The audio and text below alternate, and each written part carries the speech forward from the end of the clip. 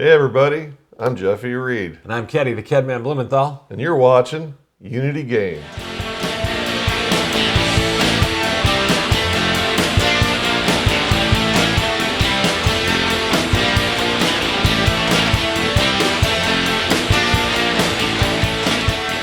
Welcome to the Unity Gain Show. We're glad you guys are here tonight. About 15 or 20 years ago, when we were in the band Still Facing the Crowd, we recorded a song called Blue Houses, something that we wrote, and it was a great song. We loved that song. So Jeff had the idea here not too long ago to re-record the song. So instead of just going back and showing you the old song, which is very cool, we thought we would re-record it and release it for you guys to enjoy. So we're gonna head down to Gideon Productions and show you why we think this song is cool in a segment we like to call Why It's Cool. All right, let's get into it.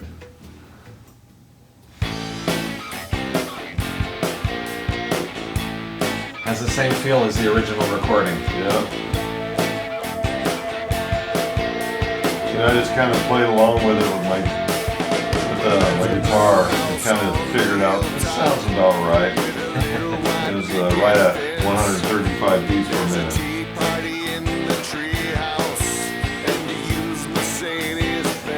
Nice.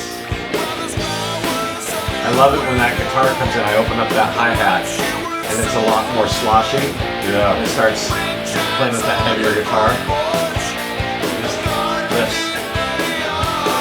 Let's listen to these new guitar parts you did. Okay. Now that's kind of the same that we did originally.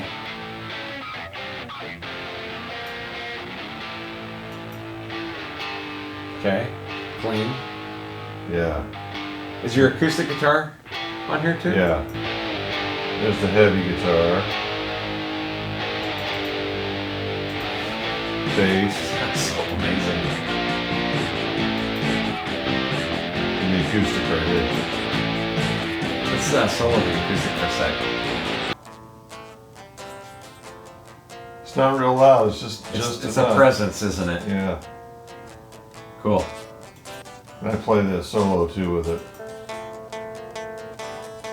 I didn't pick that up when I listened to it. Oh, that's cool. With this one.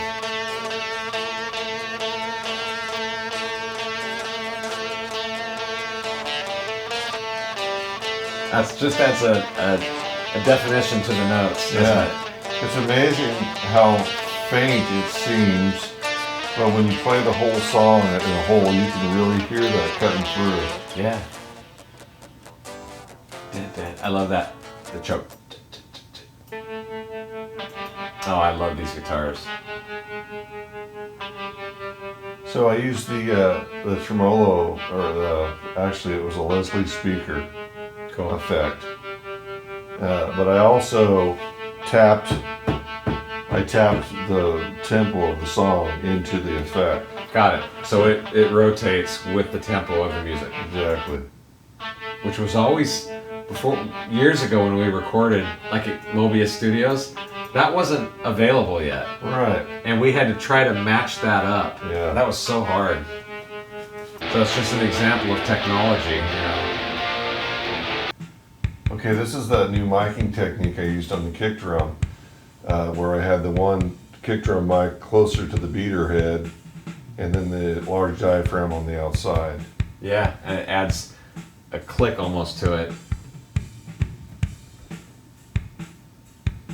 That sounds so cool. Yeah, it sounds good.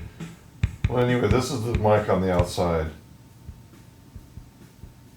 And that's the large diaphragm. Right. Just enough to pick some low end up. Yes, and it was as much low end as I wanted to add. Like I could have really cranked it up, but I thought this sounded like it This fits the song. fits the song. Let's get some of this.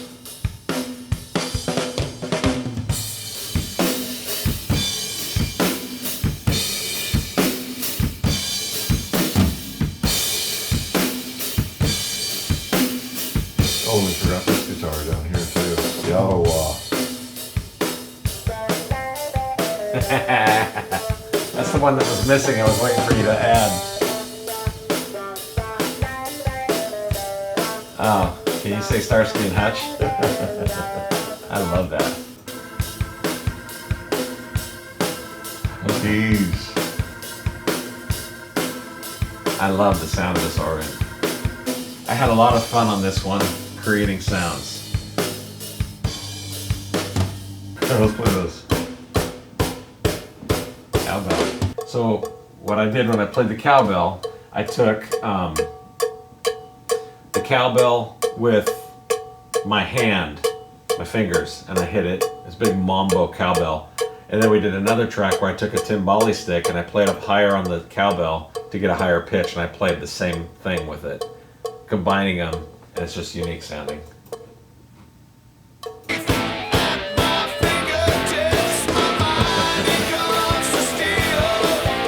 Will Ferrell would be proud.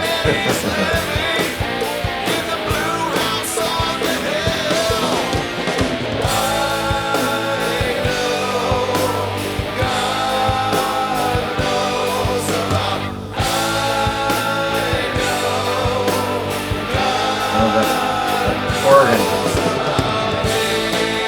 Love that. Where's your wah guitar here?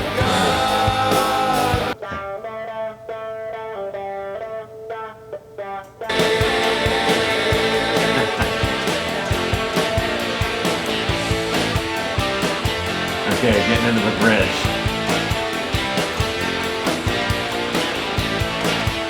So cool. This is my favorite part to play right here.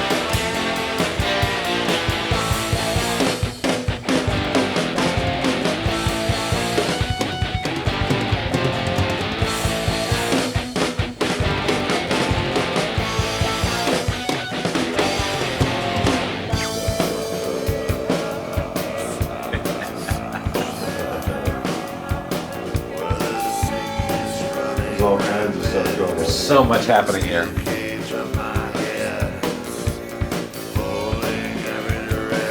We get that weird note I'm singing for that background vocal. That's a lot to it. Gotta hear that. Well, there's a sickness running rampant. Oh, you did it. I didn't realize you did that. My head.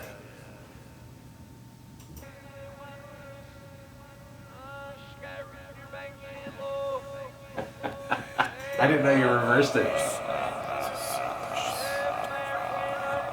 Well, there's a sickness running rampant through the steel cage of my I head. love the note I'm singing. Pulling Me too. every Really direction. turned out good. Soon I will be dead. But there's a still small voice that There's also some keyboards going on here. Oh, you gotta play that stuff. It's really neat. So this is what we're trying to create, this chaos, what the song's talking about. How this, the tension of the pulling, pushing the good and evil basically in your brain.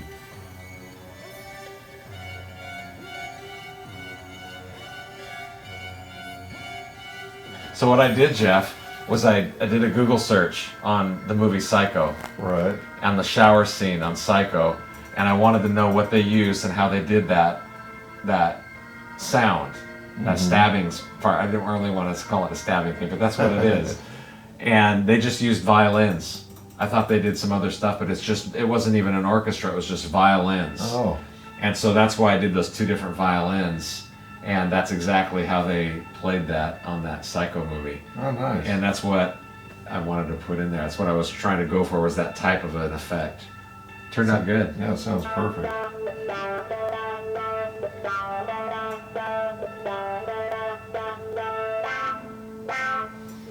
Okay, let's play this ending. And everything on it.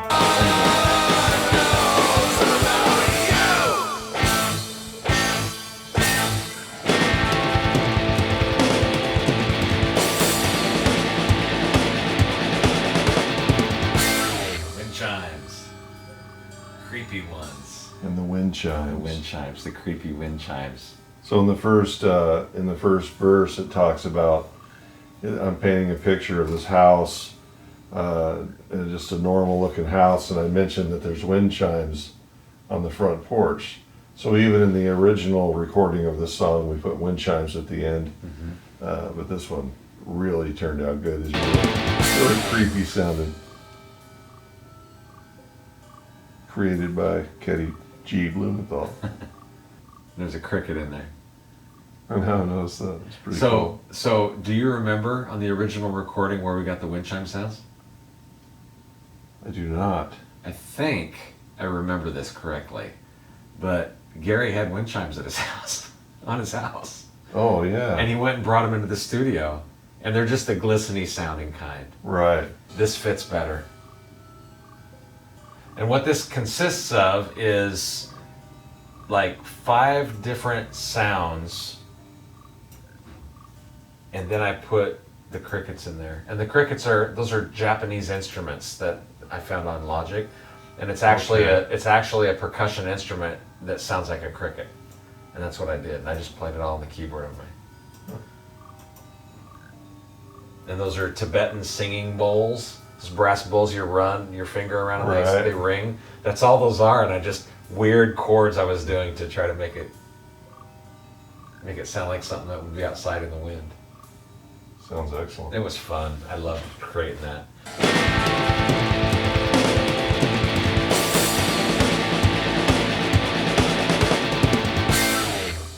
And of course that ending's different than our original ending. Yeah. I was surprised how quickly you came up with it, because that was like maybe the 3rd thing you tried. Yeah.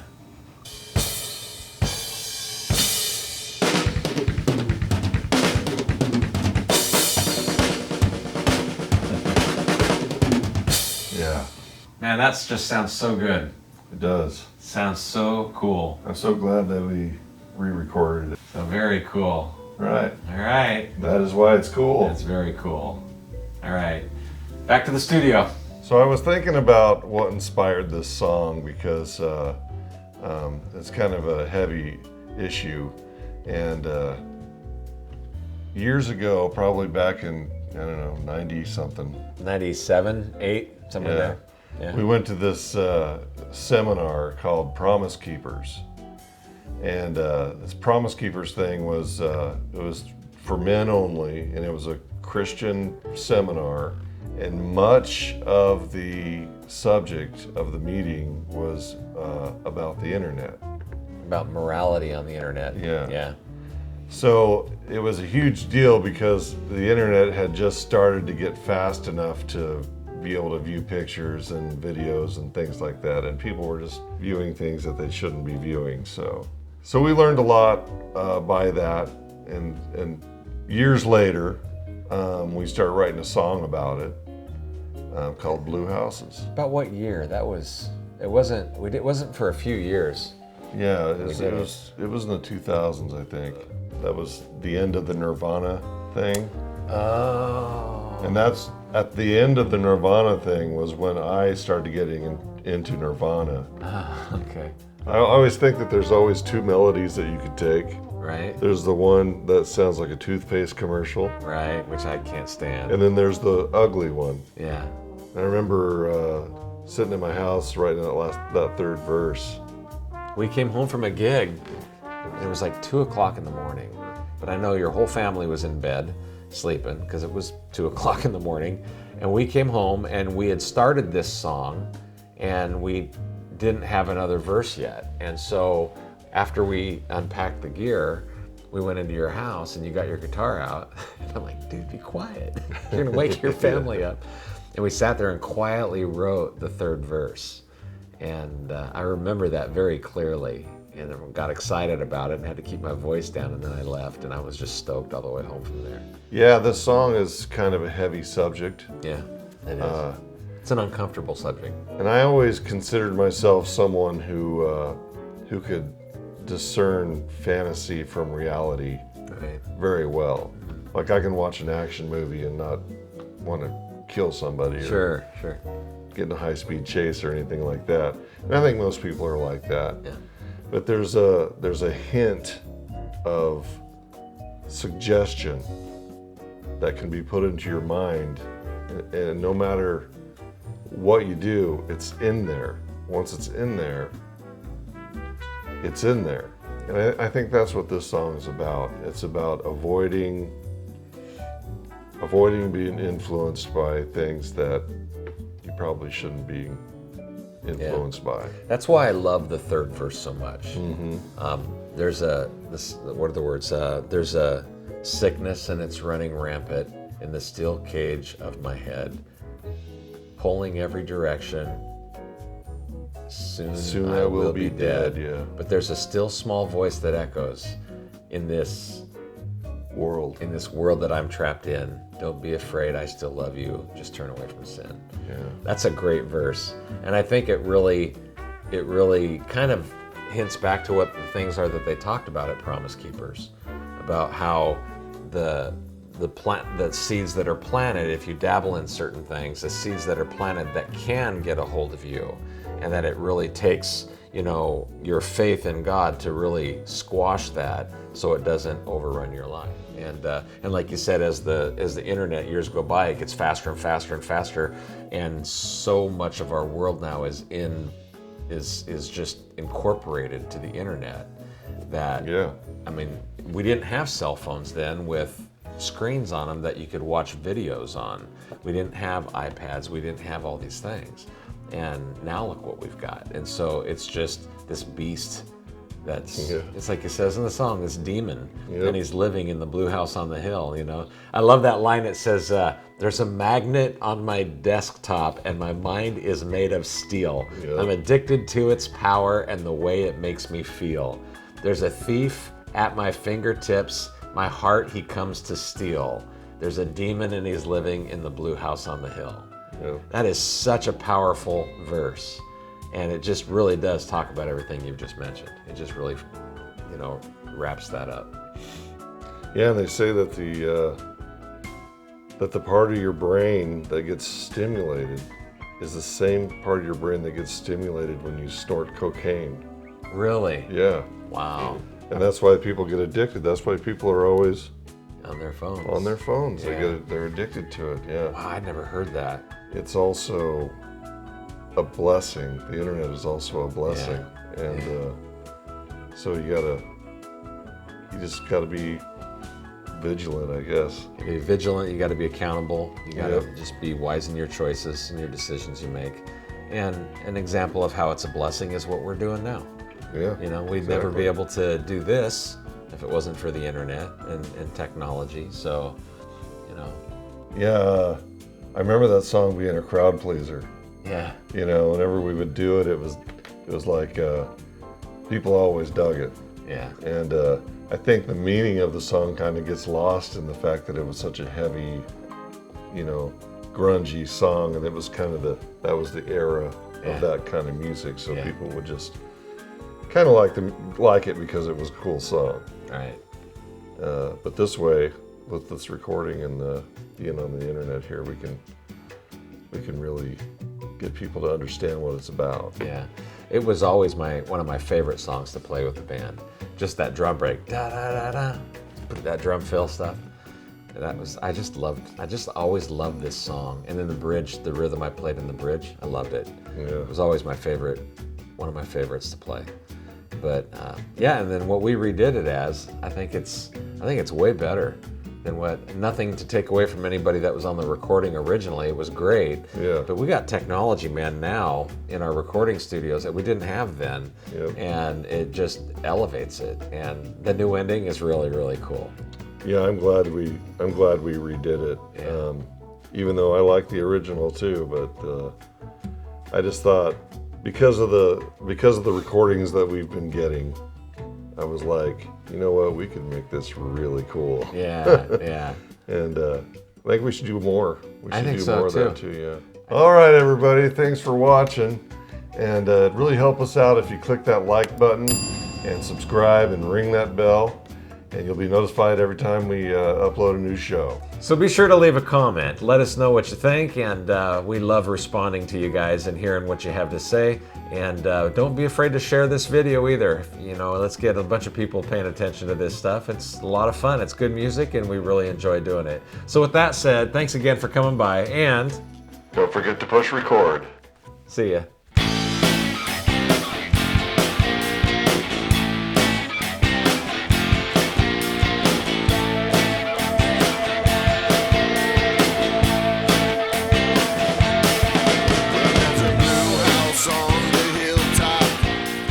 Welcome to the Unity Gain Show.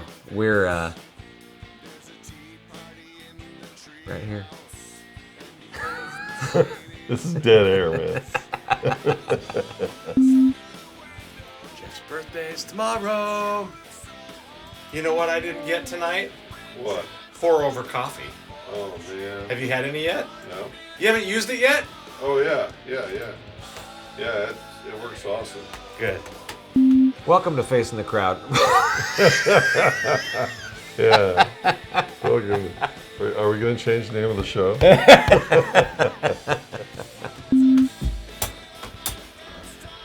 Oh, Bill. We were supposed to do that. That was a prerequisite for me coming down here was pour over coffee. Still do if you recall. it if you want. So with that said, we appreciate you coming by, and Don't forget to hit record. Don't forget. All right, here we go. let's do it. Oh, wait. What? Gotta unarm Oh, don't arm that one. This is a one-arm recording. See ya. Oh, that's kind of cool. Should we leave that in the bloopers?